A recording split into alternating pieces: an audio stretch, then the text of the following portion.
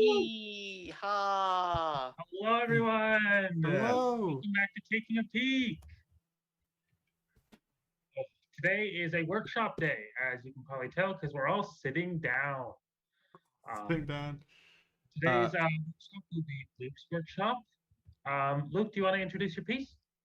My name's Luke.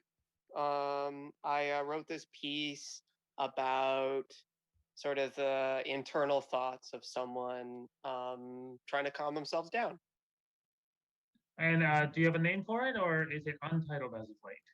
I think I called it The Trail, but that's a temp. That's a temp. A working title? Yeah. Yeah. All right. Well, so less further ado, The Trail. Do we want to have Luke? Do you want to do stage directions, and I'll do voiceover, and Skye, you can be man. Sure. We could also do like the way the voiceover works. Does it fit to have somebody else do it, or what do you think, Luke? Is it best to have somebody else do the voiceover or the same person? What do you mean? I think I'm confusing myself. I don't No, have the just- script in front of me yet. Just I one think that's- actor will be. Just one actor will Yeah. be fine. Yeah, sorry, that's what I meant. Yeah. All right. All right, let's pull it So, up. take us off, Luke. Let me pull it up. Shoot. Sorry, guys. It's all good. Individually If- pulling it up, or Yeah, no one's watching us yet. are I'll you, edit all this out. Isaac? Are you pulling up the script, or? I've already got it up. I got it up for tech reasons.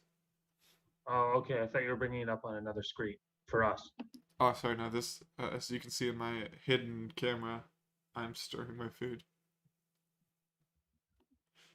Okay, so I have to bring it up as well.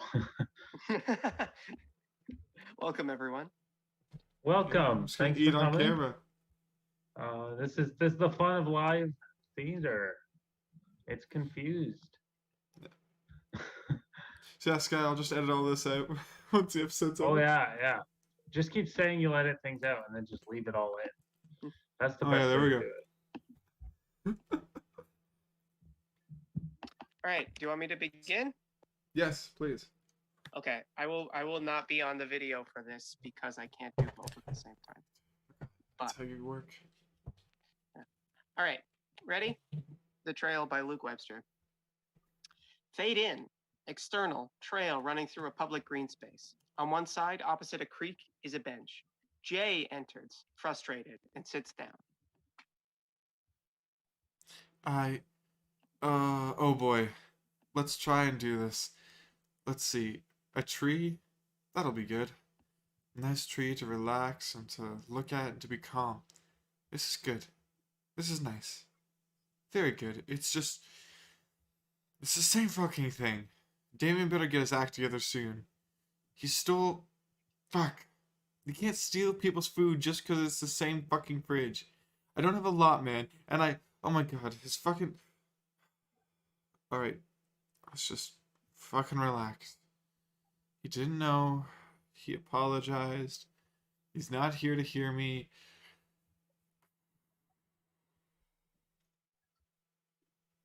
I think I did that right. I'm not sure.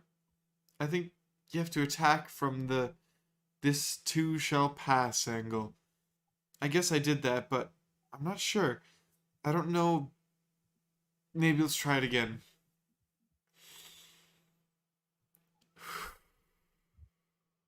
This too shall pass. Well, that was stupid, Jay. Who you talking to? Okay, let's just try and do it. Stop beating yourself up about it. That's what Tracy says. Well, okay. She said not to punish herself for it. I don't... If criticizing myself is the same as punishing myself, but, like, I guess I have to be okay with not being good at... But, like, I guess I have to be okay with not being good at it, but that sucks. I can hear my dad rolling his eyes. Oh, shit. Take note of that thought. Maybe that's it right there. Honestly, maybe I'm not cut out for this. Like, happiness, I mean. That's not nice to yourself. But that's it right there. And, you know, it doesn't fucking help, is Damien. I love him, but God, this roasting thing is starting to get to me. Like, I know it's a joke, but I'm trying to work on this, and it doesn't help when you say shit like that. I'm fighting myself, let alone you. He's just a fucking. Well, hold on. We'll talk to him in real life instead of imagining. A man enters. Who the fuck are you? Is he afraid of me? No, just in a hurry. Everybody's in a hurry. Looks like it for real, though. Man starts wandering into the woods. Look at that. What, are we foraging now? This guy is off his fucking head. Oh, he looks like he's going to take a... Oh my god, he is. This fucker's taking a shit right here on the trail. There are fucking apartments. Dude, what if a kid saw you? If you were fucking caught like that, you could get put on a list, dude. That's shitty, man. This is a fucking crime. You can't fucking do that. I want to fucking yell, dude! I could take a picture of him and post it. Ooh. I could write this motherfucker on a big Facebook post. This fucking guy's getting doxxed, dude.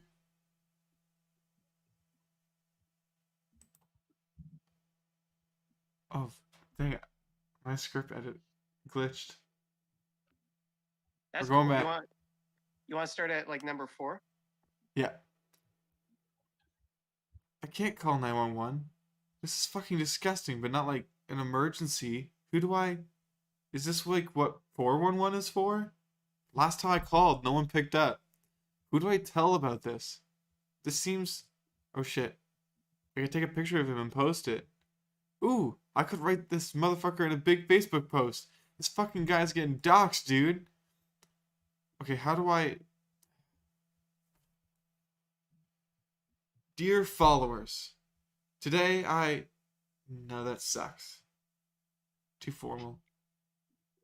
Today this piece of shit... No, work up to it.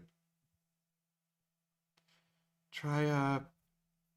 Today I was minding my business when this guy... I need more, like, build-up. I guess, like, I've always loved my afternoon on the trail. It's a part of... What am I, 70? I've always loved walking on the peaceful trail. It's nice to know I can rely on somewhere peaceful to go when I'm stressed. Ah, here we go. This was not the case today. Holy shit, this is good. Today I came across... Oh, what was he wearing? I can't really see him. He's been there a long time. Should I, like, check up on him? When's he taking a shit? He seemed kind of desperate. Oh, shit, he could have, like, a disease or something. I was so close to fucking posting his face when he came out. I might as well have. And what if I found him? Jay, you could have gotten someone harassed or worse. Maybe he had kids. What then? What, they get harassed too? The blue types would be all over this guy? He could be killed, honestly, if things escalated. Jesus, Jay, you were so close. Excuse me. Jay looks up. Man is standing in front of him. Were you watching me? What? Were you watching me while I was in there? I didn't, Oh, fucking creep. Man walks away. Jay looks for answers for a moment, gets up, and briskly walks away. In the end. Right. Oh, nice. Well done, Luke. Thank you. Thank you. Thank you. Now switch over to the workshop mode. Is there anything like anything you want to note before we start our comments? Like anything specific or? I'm assuming you're talking to Luke. No. Yeah. No, I'm really excited for your comments. I mean, this is, as you can see, like it's kind of an experimental format, and I tried to do it pretty like quickly. I guess. But Yeah. yeah, I'm excited. Totally fair. I was wondering, I guess the reason I asked that was sort of like genre. Like, what Mhm. sort of, do you have a genre in mind? Is it supposed to be like stylistic in any way, or is it mostly about the dialogue here? I would say it'd be mostly about the dialogue. I guess I should note that I wrote this to direct myself. So I have Okay, some idea, like I Okay. have some ideas of how I'd want to do it, but I also left a lot of it open just in case someone else wanted to pick it up. Um, uh, like I think it's kind of like I think of it as kind of like a dramedy, so I do it pretty low key. But you know, it's like we talked about last month, like it's fun to have collaborators, and it's fun to Yeah. see something get spun in a way that you didn't expect. For anybody who's watching who didn't watch any of the previous ones, I'm asking this because Luke comes from a film background. Right. So Yes. that's why I'm asking specifically. I figured that this is probably meant to be filmed. Mm. Yeah, Yeah. it's for I a could think film of very interesting ways you could take this in a theater direction, though. Like, just having a one-man show almost. You could even do the man as like a voiceover, or even again if you just have like a stagehand just walk behind backstage. But yeah, I very much like this piece because of its uniqueness, as Luke was hoping for.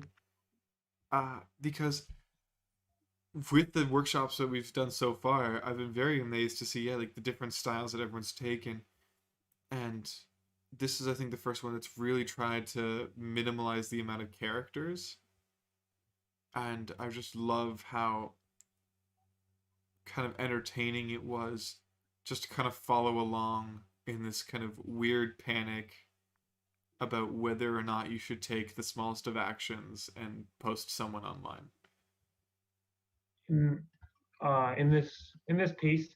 I almost wonder, like, I assume the character was written to be there, to be present, um, the secondary character. But I wonder if that could be serviced as being a character that doesn't exist, um, especially because I'm getting a sense of like this main character is paranoid, right? There's some level of paranoid, definitely anxious.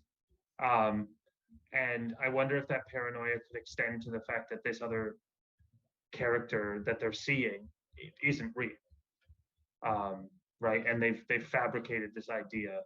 And if you were to film it, maybe that person, like Isaac was saying, for a stage production, but even in a film production, maybe you just hear the voice.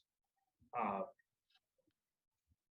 that obviously that is just a little addition. It's not necessarily meant to be the way to do it, but I think that would be an interesting, almost twist of the piece.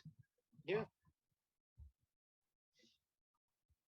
Speaking directly to the dialogue, I did feel like it was a bit. There were issues with the amount of time you let the character. I know it's supposed to be like broken, but I thought it was a little too broken. Where the dialogue a lot of the time it almost got somewhere and then broke off, and Yeah. I don't know if that was an intentional like thing, but I wanted it to just go a little bit further before it broke off. Yeah. Yeah. Sorry, I'm writing this down. Oh, Yes, totally good. fair. Yeah, take notes. Yeah. Um, So yeah, Skye, I can give that you. was in reference to kind of like just the certain sections. Yeah, I can give a more specific example. Okay. Yeah. If I just quickly zoom through some of these lines, like I don't mind it when he's talking like how he's sort of rushed to figure out how the other character is um, responding to him, because it feels like he immediately has to figure it out. But when he's criticizing himself, his critique of himself, I didn't feel the critique enough. Yeah. Mm. Right. So it didn't, like, it felt like he was cutting himself off before the critique came instead of critiquing himself and pulling back. You know what I mean? Yeah. Yeah. Yeah. No, I think that's true. Like something we talked about last week, for those of you who were there, was just sort of like that was another film style script, and something we were talking about is like how much information to put in a script. And Mhm. I have a real like tendency to like over direct from the Right. script. So oftentimes I think my dialogue comes across as choppy because I'm like, oh, they'll like there's acting things that I'd prefer rather than someone saying something.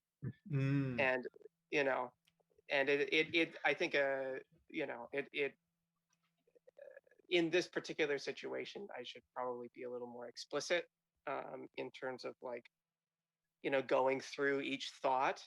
But yeah. Anyway. I'm Um, also.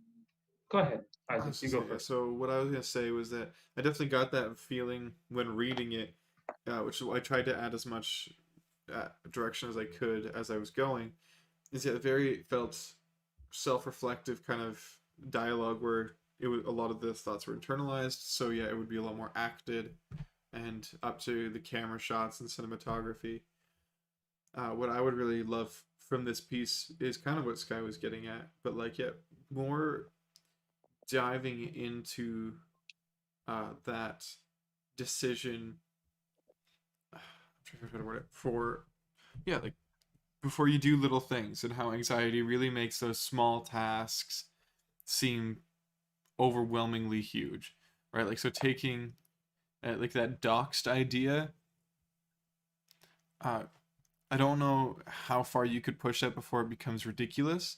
So I would say try and push that to the point where it does become ridiculous, right? Like him worrying that maybe like people are gonna hunt him down and judge him just for making a post on Facebook, and then seeing if that still doesn't feel ridiculous, then maybe even try going further until eventually someone goes, yeah, that's a bit weird. Who thinks like that? And then pull back. And piggybacking off of that, that also depends on how much you want to lean into paranoia versus anxiety, right? Ah, Yeah. Because heightened anxiety becomes paranoia, right?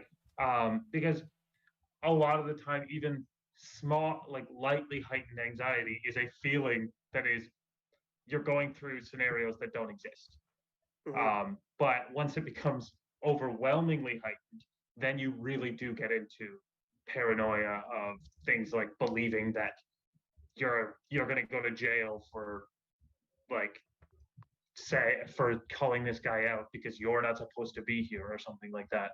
Um, and so you can play a little bit. I think this is what Isaac was getting at. You can play a little bit in that space of what you want the character to be, and also like decide what do you want, where you want the character to end up on that scale of paranoid to anxious, uh, because I can see this character going either way, Mm-hmm. right? They can either spiral into like total I'm trying to think of the fallacy specifically, um, but I keep thinking of sunk cost, and that is not it. Mm-hmm. The slippery slope. that's Like the you one. can totally slippery slope with this character in their mind, and then pull them back to reality and say, "No, I assume Tracy is a therapist." Yeah. Yeah, I got that. That's actually really good. Uh, Oh, good. and so um, they can then pull back to like, no, my therapist says that I'm doing this for this reason, right? Like I've learned from my therapist why I'm spiraling right Mm-hmm.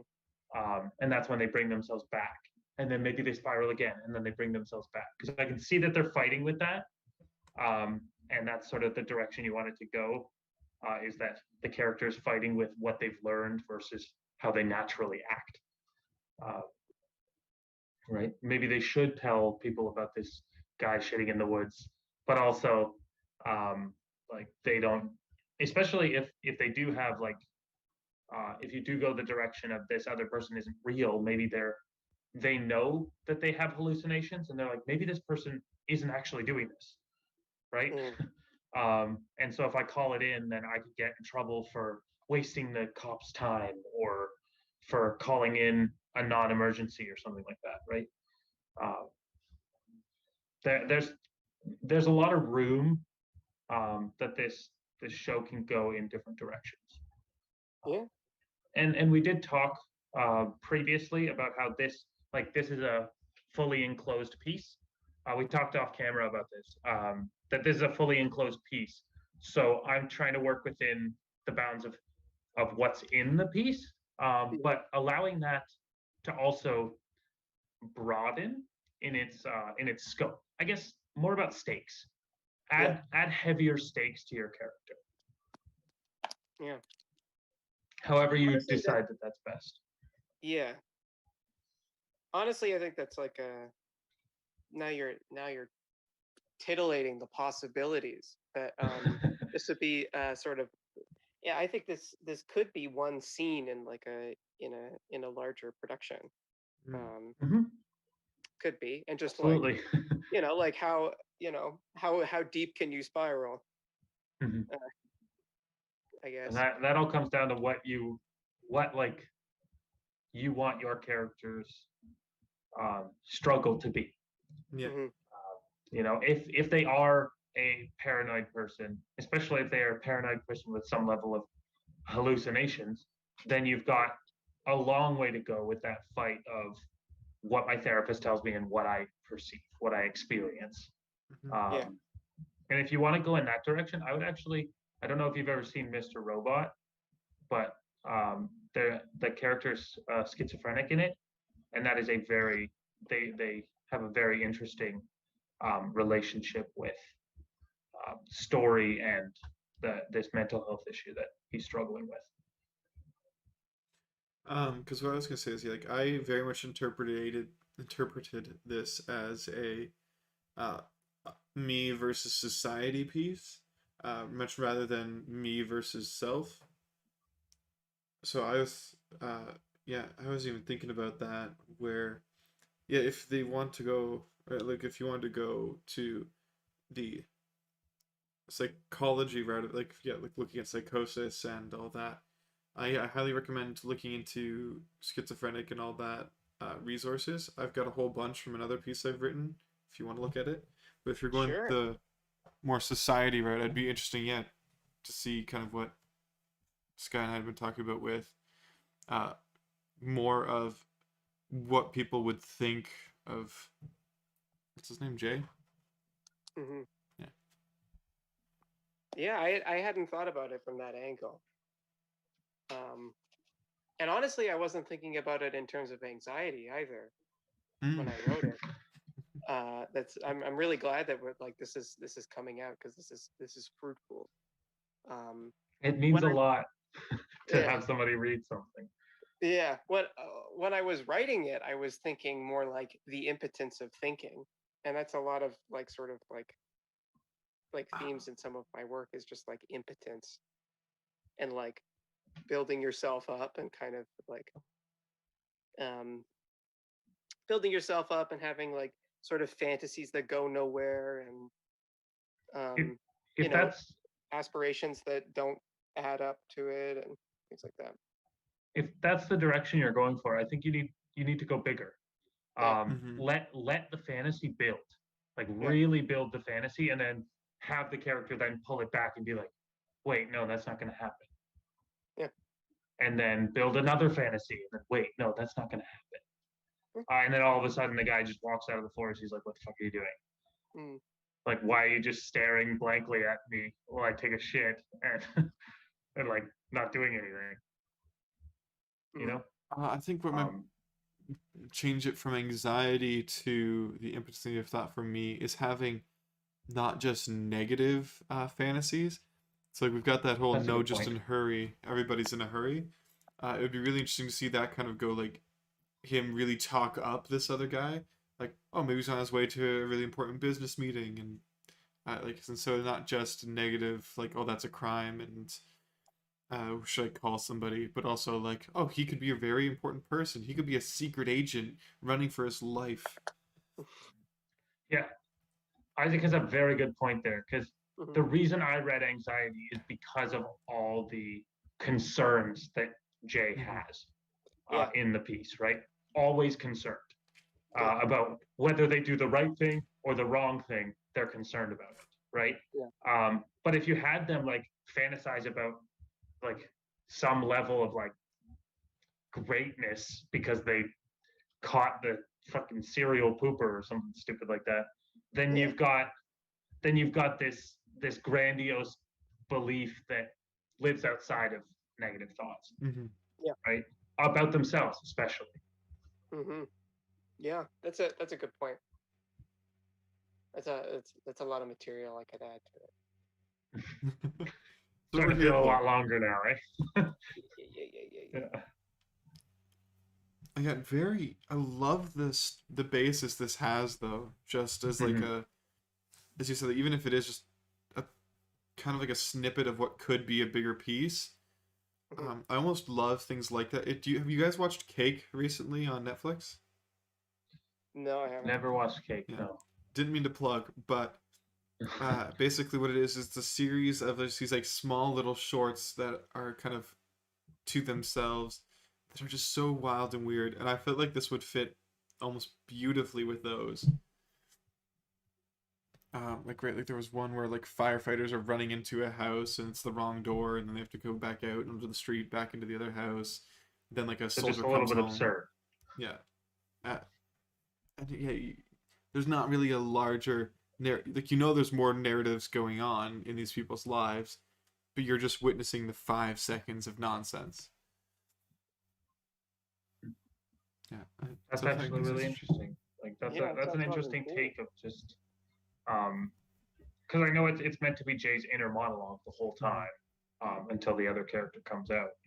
Um, and having that like having it feel like quick 5 second stories um, that get cut off would actually be a really interesting way to build those fantasies right up to the top and then crush them down. Also, if you're filming it, you can also actually enact these Yeah. scenes that are going on in Jay's head. I don't know how minimal you want it to stay, but those are like that is a possibility. Um, or even like you could do those silently. You could play with those in a way where they're like clearly not happening. Like I mean, you know how to make things look like they're dreams. I don't doubt your abilities in that way. But like having that like there's like fantasy J and real life J, and like real life J is a lot more boring than fantasy J. Could like build up that relationship between that relationship you want of like the mind being totally different than the situation of the body. Mm-hmm. All right, so I'm But just gonna call intermission right now, uh, as we refresh our Zoom call. So for the nobody that's watching, we will be right back. right.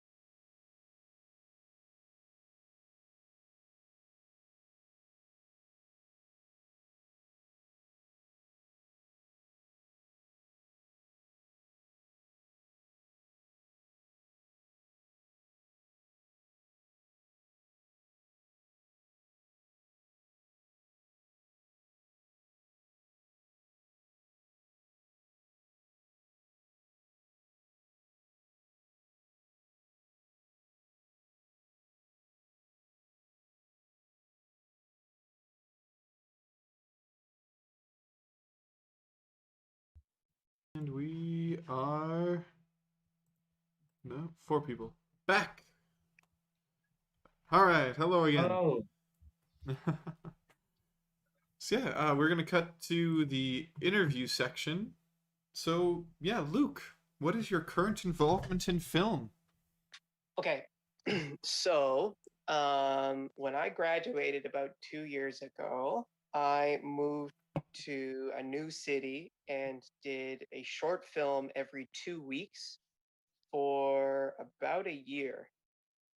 Um, and then I had a little bit of health problems that interfered with that.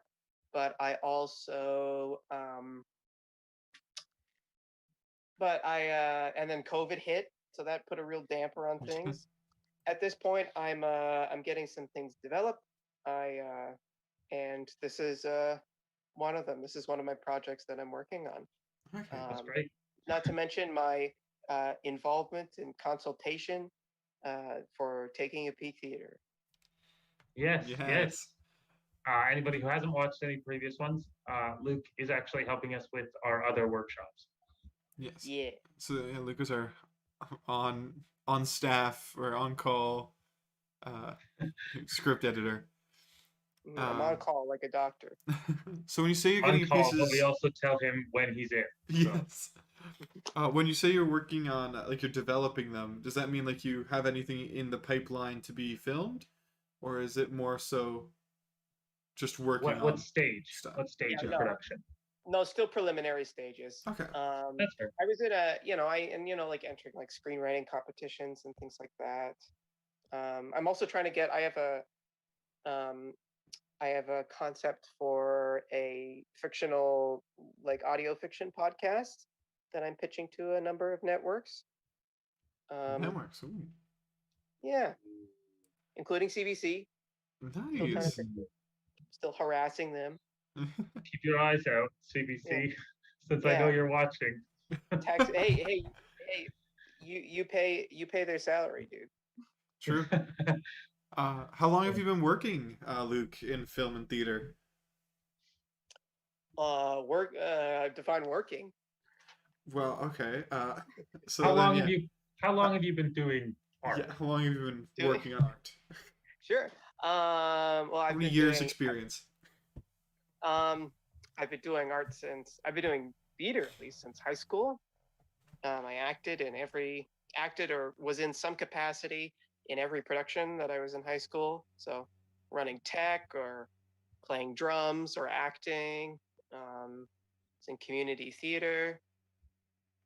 And then all through university, I was part of the university improv group. I was on it for 2 years and then I coached it for a year.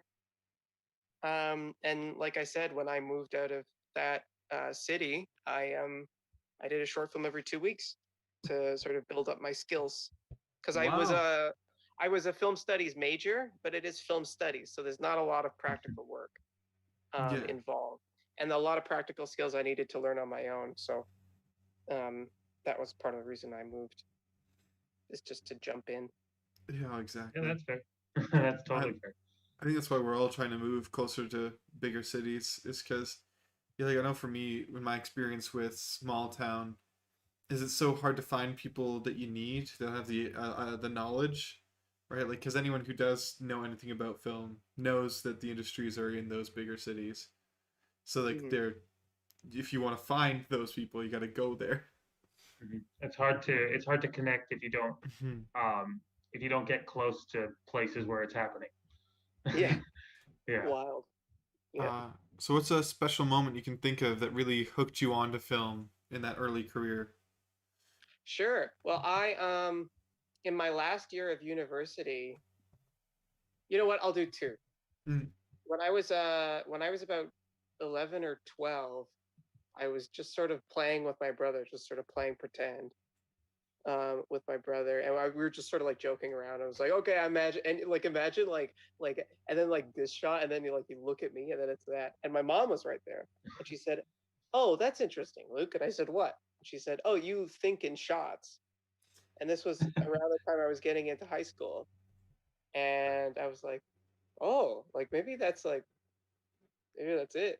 Like Yeah. maybe, Yeah. maybe that's what I need to do. And ever since then, I was like, yeah, I'm gonna be involved. Like there was not really a doubt that, like, for better or worse, I would have to be involved in film or theater or art or anything for the rest of my life, whether that be lucrative or not. I'd be Wow. involved.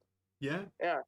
That's Another one was that the near the end of my last year of university, there's a big 24-hour film festival. So you get like a theme, like it was like a kind of shot that you had to include, and like something, like something else, and like some sort of phrase.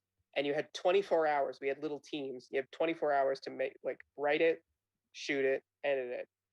And my friend Jeffrey Toop and I did something, and it just felt like so good to, like, just crank things out. Like, I sometimes it's easy to get, like, when you're not doing a lot of practical work and you're thinking about film a lot and you're seeing really really good films. It's like it feels like Mount Olympus, mm, but like yeah, there's the gods up there and I'm down here. Like maybe I'm not cut out for this. And then, like, I learned something about myself, and that, like, when I'm in it, I feel like I do good work, and I have to put myself in like a place where I have to solve problems and there's a time limit, and things like that. That's part of the reason why I did a short film every 2 weeks, is just to push myself to make things. yeah. And I think that's also a sentiment shared amongst most artists of, like, it's very easy to look up, but you forget that 3, 4, 5 years ago you were looking up at people who are doing what you're doing now, Yeah. Yeah. right? And most of the people you're looking up to are 10 years older than you. Hmm.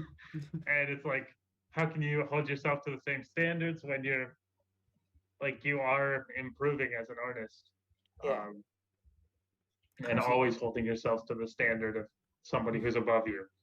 Yeah. Yeah, absolutely. Especially that kind of like, I could have done that. Oh, why didn't I think of that? Kind of self-hatred. Mm. Have you thought, so yeah, I guess you kind of answered this, but have you thought of switching to any other art forms, or has it just been film? Or sort Well, of like, branching out, not necessarily switching. Yeah. yeah.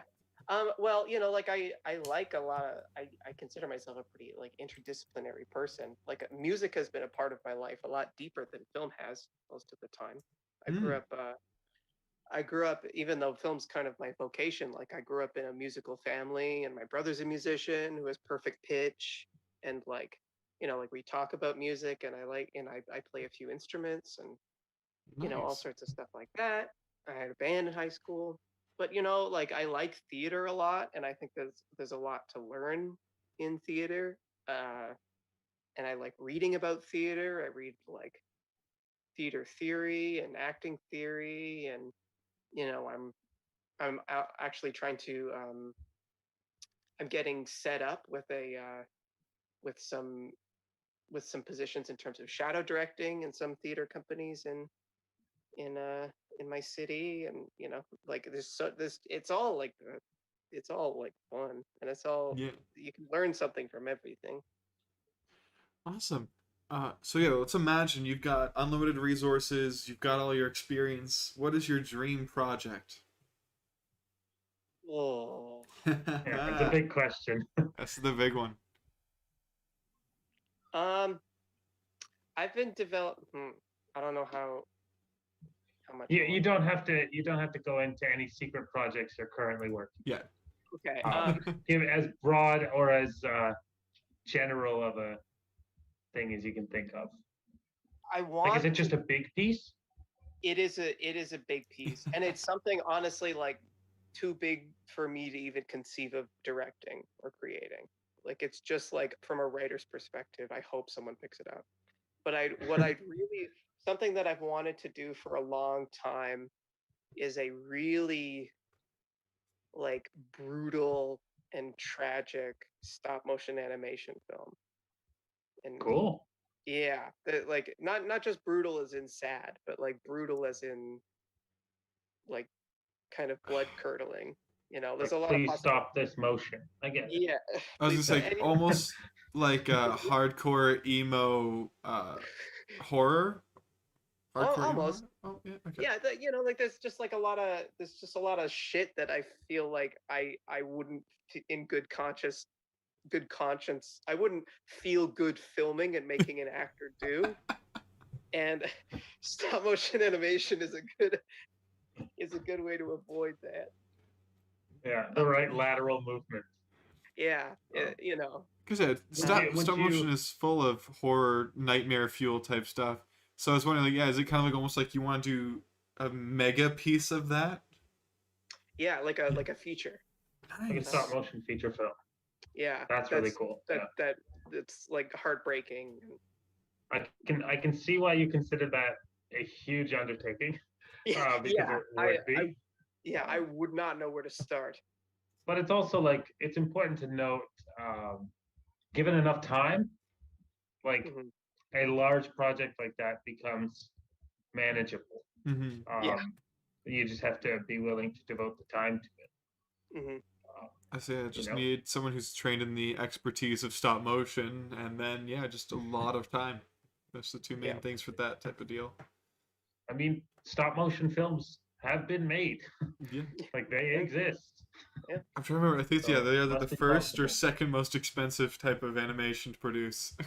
Oh, they have to be incredibly expensive. Even just Yeah. like staffing fees would be ridiculous because you need years Yeah, to like yeah. to just It's like- move the characters enough. Yeah, and it's often, at least from what I hear, it's often like it's usually like 4 or 5 workshops working like on different scenes, and like if there's a rewrite, you're screwed, and like Yeah. because it's like a full day's work to get 3 seconds of stop motion animation. So, Yeah. Unless you're gonna go really minimal with your backgrounds and stuff, it's a with lot my of work, Legos. you know? Yeah, with If my you have Legos. wind blowing through your city, it's probably a nightmare in stop motion. Yeah, yeah. A big tidal wave. Awesome. Yeah. Cool. Yeah. Very cool. Probably several like months, if not a year, to Yeah. just go from point A to point B. But yeah, no, I think that'd be a really cool project. Yeah. And I mean, Mhm. I'd write it. Like if I were you, I'd write it. Yeah, You know? I am writing it actually. We have a first draft done. I'm not going to talk about the content of it, but Yeah. when No, I was no. writing it, I thought, oh, it would be really cool if this would be stop motion. Yeah. I very much hope that that Yeah. happens for you. Absolutely. Mhm. So then yeah, favorite project you've worked on in the past? Honestly, this in terms of writing or in terms of shooting? Oof.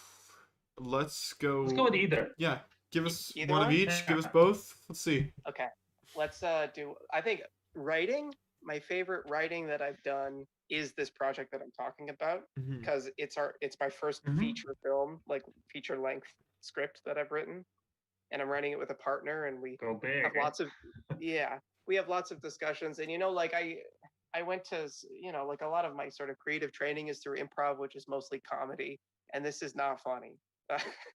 It's really sad. Uh, it's really brutal and sad.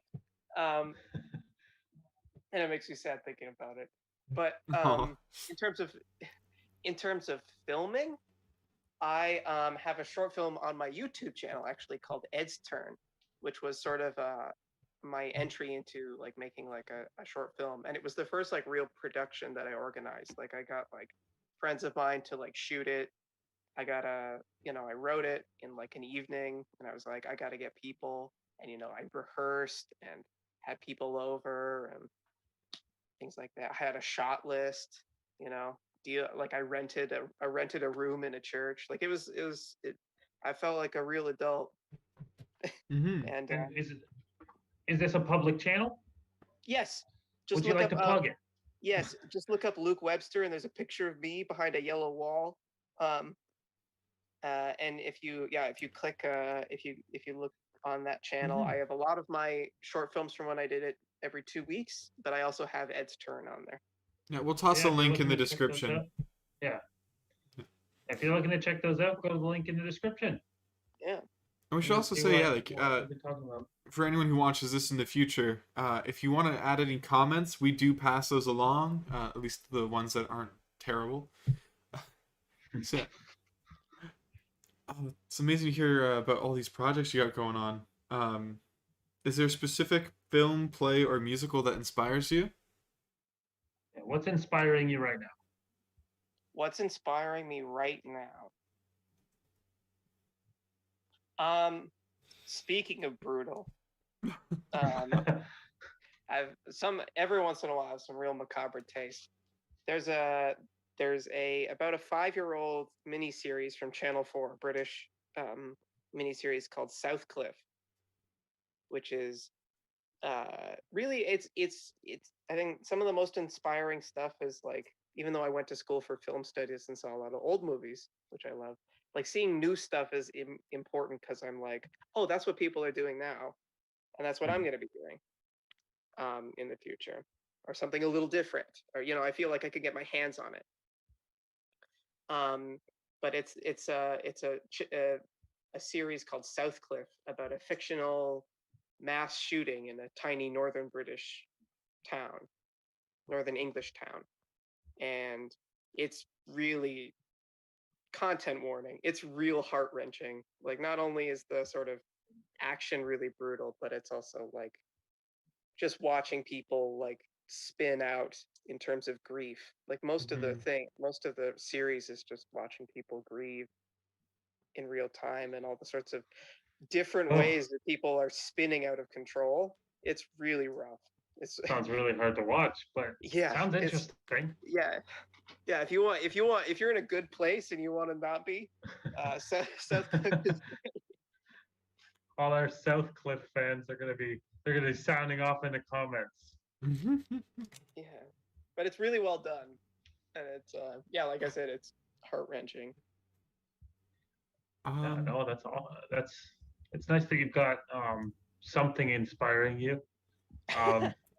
Scary that it's. Do you have a lighter thing inspiring you, right? Yeah, let's say my favorite film of all time is Sherlock Jr. by Buster Keaton, Oh, which you can wow. find on YouTube. It's 55 minutes long. It's from 1925, and it's just fun. It's funny. It's really it's like, it's silent comedy, so it's pretty lighthearted, but it's like the stunts are superb, and he does a really good job. Like, that's what I like, is that he puts a lot of effort into making something really fun. Is that the one with the building stunt? With the No, like false building Harold. stunt? You mean like where he's holding onto the clock? Yes. That's Harold Lloyd, but Okay. another side, same era. Yeah. Um, There's some really good stunt work back then. yeah, Oh, yeah. Yeah, really Believe impressive it. stuff. Harold Lloyd, Buster Keaton, Charlie Chaplin, they all did good stuff. Buster Keaton's the best, so sound off in the Yeah, comments. dang. Yeah, something you can check out after South. Absolutely. Yeah, and that's free. You can get that on YouTube. Like, they're all public domain. Like, all of Buster Keaton's stuff slaps. So I think pretty much my final question here. How do you balance work with writing and all these other projects that you've got going on? When I figure that out, I'll tell you. Okay. Acceptable answer is I don't. Yeah, I don't. It's usually like it has a lot more to do with like feeling bad for not doing anything. I'm going on vacation next week, which is good and necessary. So, Okay. lots of it'll be close to my hometown, so I get to kick around my hometown and maybe do some swimming and smoke a little weed and just live like a dog and not feel bad that I'm not doing anything. So Yeah. So basically, what you're saying is, let's try to word it this way. Do you have any advice for anyone who may be coming into this industry of film and theater, who's finding like their work is really tough to like keep motivated? Do you have anything around that lines of motivation? I have no advice, just No advice. solidarity. Just self-hatred and solidarity. just me too, buddy. Yeah. Uh, I relate to that feeling. yeah, I'm in the throes with you, and I barely started. So I honestly, I think that is Yeah. still comforting to hear. At least I know it is for me, because I'm also in that boat with, yeah, just not really finding the time at all. Like I'm not gonna lie. Like whenever you see me ducking off camera, it's because I'm trying to eat breakfast before I go do more things. yeah, Well, I mean, it's easy to feel like you're the only one who's not getting anything done. Very true. And like especially now, there's a lot of people who are not having an easy time with their creative ventures. Mm-hmm. And that's okay. Yeah. yeah. And You know? my I'm lucky that my partner is a lot better at that. Like Yeah. she's particularly like level-headed in terms of a work-life balance, and she's self-employed. So like Wow. incredibly industrious, but knows how to relax too. I'm pretty sure all three of our partners are like that. Yeah. They're better people. They're Just pretty much. They're just better people. they're better people. Oh, they're We more come put up. together. Yeah, we come up with the Organized. nonsense to keep them entertained. They keep us alive. Yeah. Oh. All right. Is there anything else you'd like to plug, Luke? Anything to plug? Or just the channel? Oh, I'm part of a network called After School Arcade, in which I do monthly improv shows when I'm allowed to by the government. We also have a podcast where we talk about all sorts of things and shoot the shit, and all of us do creative stuff, and we like to cross pollinate and do things together. So After School Arcade is something. Credit Zero is the podcast name. Because I'm gonna look that up. Yeah. My YouTube channel, Luke Webster.